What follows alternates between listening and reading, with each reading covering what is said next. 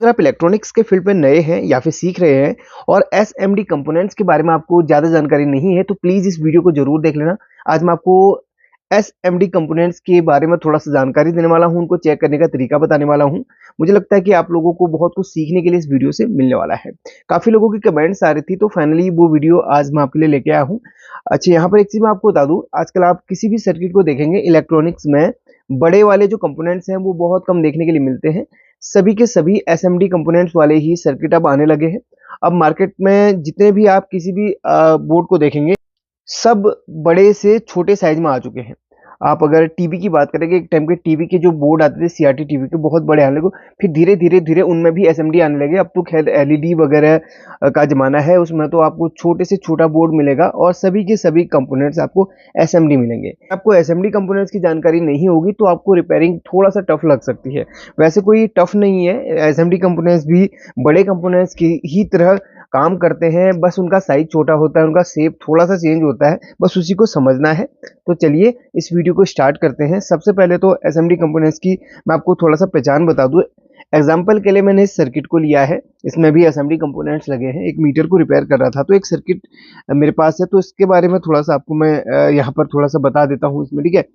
अब यहाँ पर अगर आप देखेंगे तो लगभग सभी प्रकार के इसमें कंपोनेंट्स लगे हुए हैं। अगर हम बेसिक कंपोनेंट की बात करें, तो बेसिक कंपोनेंट क्या होते हैं? डायोड, कैपेसिटर और रेजिस्टेंस। तो सबसे पहले एसएमडी डायोड के बारे में अगर आपको मैं बताऊँ तो थोड़े से बड़े साइज़ की अगर एसएमडी डायोड अगर आप देखें, तो इस टाइप के देखने के लिए मिलते हैं। वैसे सर्किट में कोड भी दिया होता है डी करके, बट किसी-किसी सर्किट में आपको नहीं भी मिलेगा। तो एक सर्किट मैं पहले दिखा देता हूँ जिसमें कोड वगैरह लिखा हुआ रहता है कुछ इस तरीके से।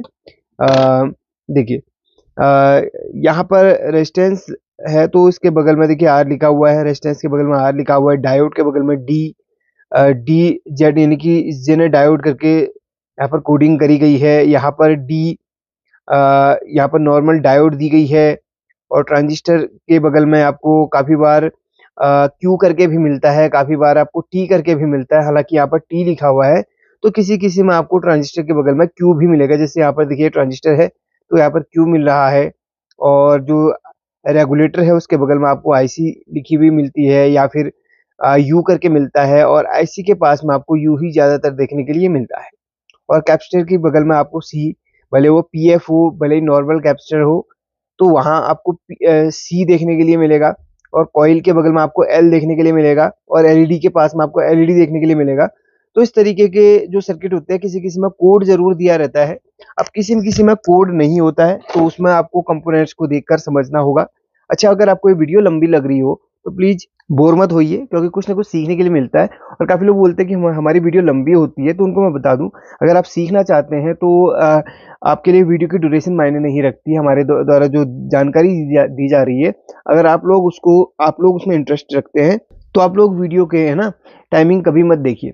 वो टाइमिंग वही लोग देखते हैं जो जिनको है ना शॉर्टकट में ज्ञान चाहिए होता है और ऐसे लोग बाद में आके बोलते हैं कि यार हमने कुछ सीखा ही नहीं। तो प्लीज़ खासकर ये वीडियो उनके लिए मैं बना रहा हूँ जिनको सीखना है कुछ ना कुछ। अच्छा, यहाँ पर देखिए बहुत सारे कंपोनेंट्स लगे हुए हैं। हम शुरुआत करेंगे रेजिस्टेंस से। तो रेजिस्टेंस ब्लैक कलर का एक कंपोनेंट होता है, कुछ इस तरीके का दिखता है। साइज़ आपको इस साइज़ में मिल जाएगा और आपको छोटे से छोटा साइज़ में मिल जाएगा। अगर हम मोबाइल बोर्ड की बात करें तो मोबाइल में तो इतने छोटे होते हैं कि उसमें नंबरिंग भी नहीं होती है, लेकिन वो थोड़ा-सा ब्लैक तो होते हैं, लेकिन वो ऊपर से शाइनिंग होती है उसमें थोड़ा-सा, वो आपके रेजिस्टेंस होते हैं। रेजिस्टेंस कुछ इस टाइप के भी आपको सर्किट में देखने के लिए मिलते हैं। इसमें अलग कलर में भी आपको देखने के लिए मिल सकते हैं। जैसे इसमें ब्लैक है, इसमें थोड़ा-सा अलग कलर यहाँ पर दिया गया है। तो रेजिस्टेंस की पहचान यही है कि उसके ऊपर कुछ नंबर्स वगैरह लिखे होंगे, वही नंबर से उसके वैल्यू को डिकोड किया जाता है। और जो डायोड होते हैं, डायोड के जैसे आपको पता है कि जो हम नॉर्मली बड़ी वाली डायोड का इस्तेमाल करते हैं, उसमें एक तरफ सिल्वर पट्टी होती है, एक तरफ आपके सिंपल ब्लैक वाला जो पार्ट होता है। लेकिन इसके ऊपर जो सिल्वर पट्टी नहीं होती, इसके ऊपर लाइनिंग होती है। अगर मैं थोड़ा-सा ज़ूम करके दिखाऊँ तो ये जो डायोड आप देख रहे हैं, एग्ज़ाम्पल के लिए मैं इसी को ले लेता हूँ। तो इसके ऊपर देख रहे होंगे एक लाइन इस तरीके से बनी हुई है, इस तरीके से लाइन बनी हुई है। जैसे हमारे बड़े वाले डायोड में होती है कि सिल्वर पट्टी, तो इसमें सिल्वर पट्टी ना होने के बजाय इसमें एक लाइन होती है। तो ये जो लाइन का पॉइंट है ये आपका कैथोड यानी कि नेगेटिव कहलाता है और ये एनोड कहलाता है। और यहीं से देखिए फॉरवर्ड, इस तरीके से फॉरवर्ड वो जाता है वोल्टेज यहाँ से इस तरीके से, ठीक है, यहाँ इस तरीके से एनोड से कैथोड की तरफ बहता है। अच्छा, इस जैसे हमारी जो बड़ी वाली डायोड होती है उसमें क्या लिखा होता है 4007 5399 5408 SR FR, इस तरीके से लिखा होता है ना। बट इसमें एसएमडी के द्वारा जो अगर ये छोटी वाली डायोड है तो इसमें उस तरीके के नंबर्स नहीं होते हैं, इस तरीके से कोडिंग दी गई होती है E2 M1 M7 इस तरीके की कोडिंग होती है। वो कोडिंग को आपने डिकोड करना होता है, इसके कैलकुलेटर्स भी आते हैं और वो सब आपको बाद में बताता रहूंगा। फिलहाल एक बेसिक जानकारी कंपोनेंट्स की मैं दे रहा हूँ, पहचान है ना। तो ये एक डायोड है, ये रेजिस्टेंस है जिसके ऊपर नंबर है और बड़ी वाली रेजिस्टेंस में लाइनिंग होती है। इसमें लाइनिंग मीन्स बड़ी वाली रेजिस्टेंस में आपको कलर कोडिंग मिल जाएगी, इसमें नंबरिंग मिलती है, एसएमडी की नंबरिंग। और इस डायोड से थोड़ी सी बड़ी डायोड ये होती है, SM84 इसका नंबर है और इसको डिकोड करेंगे तो पता चल जाएगा कि ये इसकी वैल्यू क्या है, यानी कि इसका नंबर क्या है बड़ी वाली डायोड का। अब यहाँ पर इससे थोड़ी सी बड़ी साइज में है और ये देखिए इसका कैथोड वाला टर्मिनल्स में एक लाइन बनी हुई है। और अगर यहाँ पर मैं बात करूँ ट्रांजिस्टर की, तो ट्रांजिस्टर एसएमडी वाले कुछ इस तरीके के होते हैं। इसमें 3 लेग आपको इस तरीके से देखने के लिए मिलती हैं और इसके ऊपर जो आप ध्यान से देखें तो नंबर्स भी होते हैं, JS कुछ करके इसमें नंबर है, इसमें साफ नहीं दिख रहा, तो इसमें देखिए JST84 लिखा हुआ है। तो इसको डिकोड करके इसका एक ये NPN है, PNP है, बेस अमीटर कलेक्टर इसका कैसे पता करेंगे, ये सब हमें इसके जो डेटा शीट है उसके बारे में हमें ज़्यादा जानकारी इसकी डेटा शीट में मिलेगी।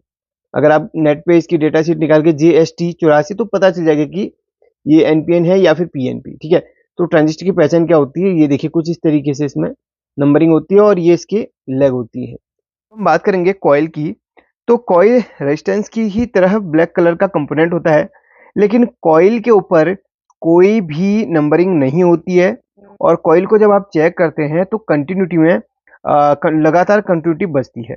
तो कॉइल जैसे आप किसी चीज़ की अगर किसी फ्यूज वगैरह की कंटिन्यूटी चेक करते हैं तो कंटिन्यूटी लगातार बीप बचती है ना, तो वैसे ही कॉइल को चेक करने पर कंटिन्यूटी बीप लगातार बचती है और कॉइल के ऊपर कोई नंबर नहीं होता और कॉइल थोड़ा सा मोटे साइज की होती है और कॉइल थोड़ा सा खुरदुरी होती है।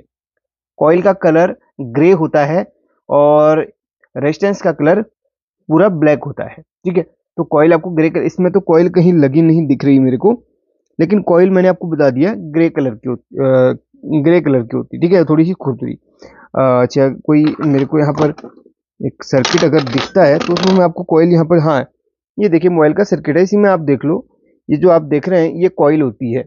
ये कॉइल ग्रे कलर की है, खुरदुरी है और रेजिस्टेंस से थोड़ा सा ऊंची भी है, मोटी भी है। ये बिल्कुल रेजिस्टेंस की तरह दिखती तो है, लेकिन रेजिस्टेंस से बिल्कुल आप देखेंगे ध्यान से तो बिल्कुल अलग होगी। रेजिस्टेंस ब्लैक कलर की होती है, शाइन करती है, और एक ग्रे कलर की होती है और ये सूखी सूखी सी होती है, शाइन नहीं करती। उसको चेक करने पर, कॉइल को चेक करने पर कंटिन्यूटी में लगातार बीप बजती है। तो ये होती कॉइल। अब बात करते हैं हम कैपेसिटर की। तो कैपेसिटर जो होते हैं वो पीएफ और कैपेसिटर ब्राउन और हल्का सा ये देखिए येलो येलो दिखेंगे आपको। इसमें 2 प्रकार के आपको दिखेंगे, कोई कोई आपको हल्का से ब्राउन दिखेंगे, कोई कोई हल्का सा ये देखिए ये येलो येलो टाइप का है, ये ब्राउन टाइप का है। ये दोनों कैपेसिटर ही हैं और पीएफ और कैपेसिटर एक ही होते हैं। काफी लोग पीएफ अलग सोचते हैं और कैपेसिटर अलग सोचते हैं, तो कैपेसिटर और पीएफ एक ही होते हैं। पीएफ मीन्स पिकोफैरेड, कैपेसिटर की ही वैल्यू को पिकोफैरेड में जब कहा जाता है तो उसको, और लेकिन पीएफ जो होते हैं वो कम वैल्यू के होते हैं, कैपेसिटर ज्यादा वैल्यू के होते हैं। तो पीएफ और कैपेसिटर एक ही होते हैं, इनमें कंफ्यूज होने की जरूरत नहीं है। और एक कैपेसिटर ये हल्का सा व्हाइट कलर का भी होता है, ये वाला, ठीक है, ये भी कैपेसिटर ही होता है। अभी आपको समझा दूंगा कैपेसिटर में जब आप चेक करेंगे तो एक चीज आपको कैपेसिटर के द्वारा एक नई चीज सीखने को मिलेगी। अच्छा, कैपेसिटर भी आपको बता दिया। ये क्रिस्टल है आपके, ये क्रिस्टल आपके फ्रीक्वेंसी के लिए लगे रहते हैं और ये भी कैपेसिटर ही है, ठीक है, ये भी कैपेसिटर ही है। और ये तो आपको पता ही है एसएमडी कैपेसिटर है। और ये आपका ट्रांजिस्टर है, थोड़े बड़े साइज का है, ये आपका लाइट सेक्शन के लिए लगा हुआ है ट्रांजिस्टर। और हाँ, अच्छा, इसके बारे में अगर आपको जिन कंपोनेंट्स में थोड़ा सा भी डाउट आपको लगे उनके ऊपर लिखा गया नंबर आप गूगल में सर्च कर सकते हैं, आपको डिटेल से जानकारी मिल जाएगी, ठीक है। और ये एक रेगुलेटर है, ये मॉसफेट है। अच्छा, मॉसफेट और रेगुलेटर भले ही एक जैसा दिख रहा हो दिखने में, लेकिन इनके नंबर से मैंने पता किया है कि ये क्या है। अब रेगुलेटर जो होता है उसमें क्या होता है कि उसके जो नंबर्स हैं वो खैर मुझे तो याद है, आपको याद नहीं होंगे। तो उसके ऊपर जो नंबर लिखा हुआ है 74A50G, इसको सर्च कर लो, आपको पता चल जाएगा ये रेगुलेटर है कितने वोल्ट का। ये 12 वोल्ट इनपुट करेगा और यहाँ से 5 वोल्ट देगा ये माइक्रो कंट्रोलर वगैरह के चलाने के लिए। और ये क्या है, ये है मॉसफेट, ये पावर मॉसफेट है। और मैंने कैसे पता किया, खैर मुझे तो पता है, इसका नंबर वगैरह के बारे में मुझे याद है। अगर आपको नहीं जानकारी है तो उसको सर्च कीजिए, आपको पता चल जाएगा क्या है।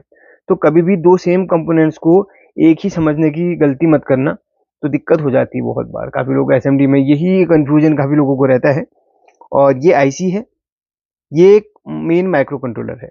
ये सभी नंबर इनके ऊपर जो लिखे हैं इनको सर्च कीजिए, इनके सारे डाउट आपको क्लियर हो जाएंगे। अच्छा, यहाँ पर कुछ कंपोनेंट्स हैं जिनको चेक करना भी आपको बता देता हूँ। सबसे पहले मैं आपको कैपेसिटर ही चेक करना बता देता हूँ। जब आप किसी कैपेसिटर को चेक करते हैं तो ज़्यादातर कंपोनेंट्स आपके बजर मोड में ही चेक होते हैं या कंटिन्यूटी मोड में ही चेक होते हैं। तो कैपेसिटर को चेक करने का एक बड़ा सिंपल तरीका है, आप मल्टीमीटर की एक प्रोब को ग्राउंड कर दीजिए।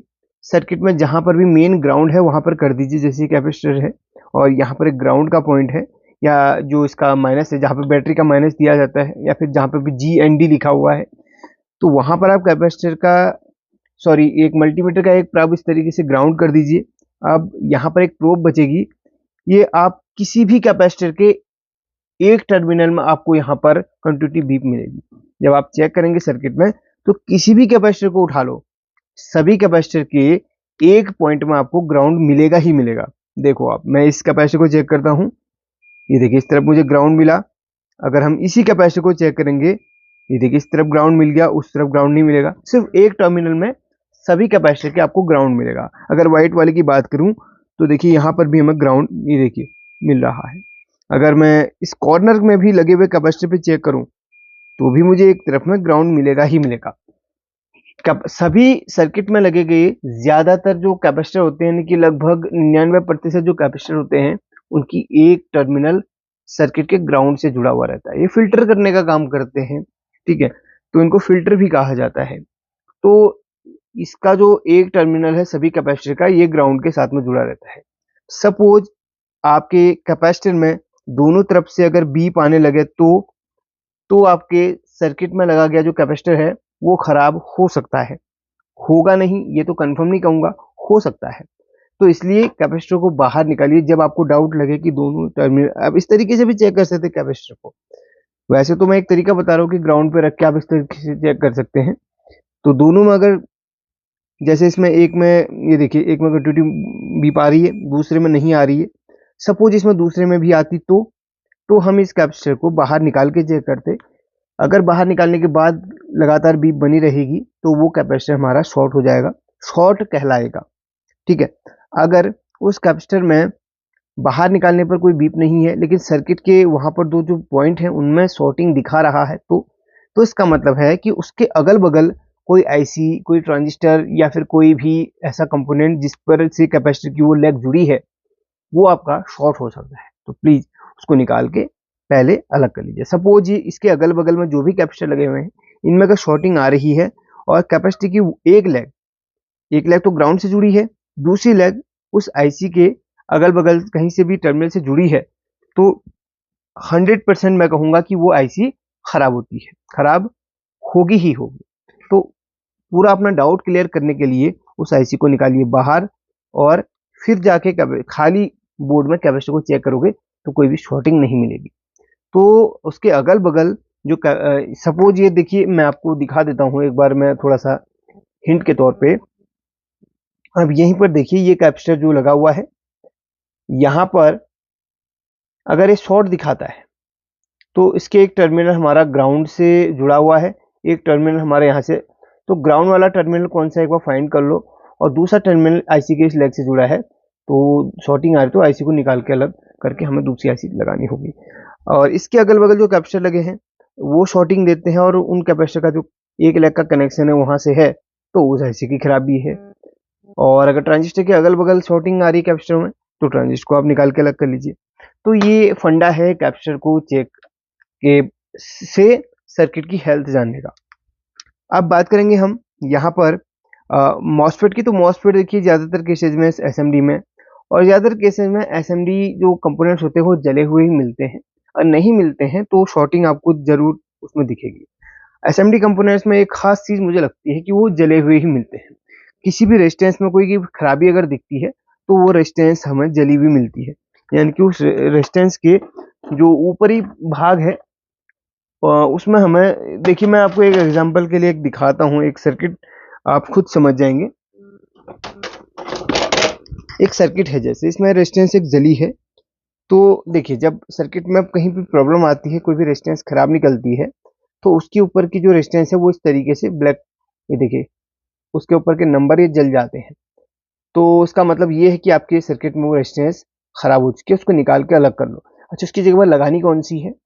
काफ़ी बार सर्किट का डायग्राम मिल जाता है, तो उस सर्किट के डायग्राम को देख के आप पता लगा सकते हो कि वहाँ पर कौन सी नंबर की रेजिस्टेंस लगनी है, किस वैल्यू की लगनी है। काफ़ी बार क्या होता है डायग्राम मिलता नहीं है, तो फिर हमें क्या करना पड़ता है कि वैसा ही दूसरा सर्किट देखना पड़ता है जिसमें हमें पता लगाया जा सकता है कि उसमें कौन सी रेजिस्टेंस है। तो सेम सर्किट को देख के भी आप लगा सकते हैं। ये तो हो गया रेजिस्टेंस को। अच्छा, रेजिस्टेंस नॉर्मली ऐसे भी चेक होती है। आप आपके पास अगर ऑटो मल्टीमीटर है तो बेटर है, नहीं है तो इस तरीके से टॉप रेंज में रख के आप इस तरीके से चेक कीजिए। ये कितने की है? 102, यानी कि 1 किलो ओम की है। यहाँ पर ये इसकी वैल्यू नहीं, हाँ दिखा रहा है 9.9 के, यानी कि ये 10 के की होगी डेफिनेटली। तो ऐसे चेक करते रहो, जिसमें कोई वैल्यू नहीं मिलती है तो फिर देखो उसको बाहर निकाल के चेक करो, या दूसरे मल्टीमीटर में, या थोड़ा सा बढ़ा के चेक कर लो। अगर लगता है वैल्यू आ रही है तो ठीक है, नहीं आ रही है तो उसको रिप्लेस कर लो।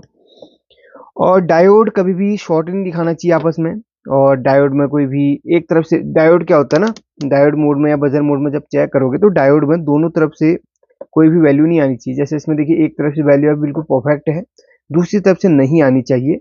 अगर आती है तो फिर आप डायोड को बाहर निकाल के चेक करो। कभी कभी डायोड अगल बगल के कंपोनेंट्स की वैल्यू दिखाने लगता है, ठीक है। अच्छा, आईसी को चेक करने का कोई मेथड नहीं होता है, बस आईसी के अगल बगल के जो कैपेसिटर होते हैं उनको चेक करके हम पता लगा सकते हैं, एक अंदाजन लगा सकते हैं कि वो आईसी खराब है, ठीक है, कैपेसिटर वगैरह शॉर्ट दिखाता है तो। या फिर आईसी में जहां से वोल्टेज जा रही है, सपोज ये आईसी को ऑपरेट करने के लिए, यहाँ पर ये चलाने के लिए ये एक रेगुलेटर लगा है। आईसी कभी कभी इंटरनली शॉर्ट हो जाती है, खराब हो जाती है, तो यहाँ पर ये रेगुलेटर जो इसको 5 वोल्ट दे रहा होता है ये ओवर हीट होने लगता है। इसका मतलब ये आईसी खराब है, तब जाके ये रेगुलेटर ओवर हीट हो रहा है। तो ये कुछ केसेस होते हैं। अब यहाँ पर कॉइल जब खराब हो जाती है तो कॉइल को जब चेक करोगे तो कॉइल में कोई भी बीप नहीं आएगी। सपोज इसमें इसमें तो कॉइल है नहीं, इसमें देखो अभी तो इसमें कॉइल ठीक होगी तो बिल्कुल ये बीप दे रही है। अगर कॉइल खराब होती है तो कोई बीप नहीं देगी, कोई कंट्रोल मोड में बजर नहीं बजाएगी। और अगर ये ट्रांजिस्टर खराब है तो ट्रांजिस्टर में काफ़ी बार क्या होता है कि शॉर्टिंग मैंने कम देखी है एसएमडी ट्रांजिस्टर्स में, उसमें शॉर्टिंग कम आती है, उसमें सीधे इंटरनली सर्किट ओपन हो जाता है। तो ट्रांजिस्टर वगैरह या तो आपको जली हुई मिलेगी, उसके ऊपर एक डॉट सा जला हुआ मिल जाएगा, जैसे हमको रेजिस्टेंस देखी थी, तो वैसे ट्रांजिस्टर को आप रिप्लेस कर लें। नहीं है तो फिर बारीकी से देखना पड़ेगा ये खराबी क्या है। तो ये कुछ चीज़ें थी जो मैंने आपको समझा दी हैं। अगर ये वीडियो आपको अच्छी लगी हो तो लाइक करके शेयर कर लेना। और हाँ, एलईडी, एसएमडी एलईडी को चेक करने का जो तरीका है, और इसको डायोड में रख लो, डायोड में रखने के बाद इस तरीके से एलईडी को चेक करो। एलईडी एक तरफ से ग्लो होती है, एक तरफ से नहीं होती है। देखो यहाँ देखो, इसमें देखिए ग्लो हो रही है ना, तो एलईडी बिल्कुल ओके है। मल्टीमीटर से हल्का सा एलईडी ग्लो हो जाती है क्योंकि मल्टीमीटर से थोड़ा सा करंट निकलता है डायोड मोड में एलईडी को चेक करने के लिए।